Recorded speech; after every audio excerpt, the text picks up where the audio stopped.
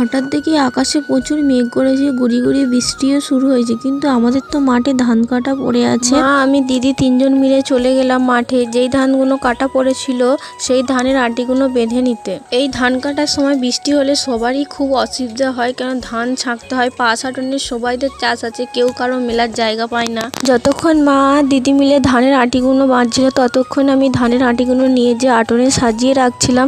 দিদি বলল, বোন তুই এবার একটু ধানের আটিগুলো বাঁধ, আমি তুলছি। যদি ঝড় হয় তাও কোনো অসুবিধে নাই, এই কি জলটা হলেই প্রচুর অসুবিধে। ধান তো ডুবে যায়, নিচু জমি, ছাঁকতে হয় প্রচুর।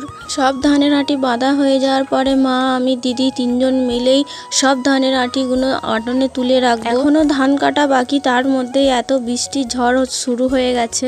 এই গরমে দুদিকেই জ্বালা, যেমন রোদ প্রচন্ড, তার উপরে মেঘলা ঝড় বৃষ্টি। এখন যেহেতু আমাদের এদিকে ধান কাটা মেশিন আসছে, তাই অনেকে ধান কেটে নিচ্ছে, কিন্তু আমাদেরকে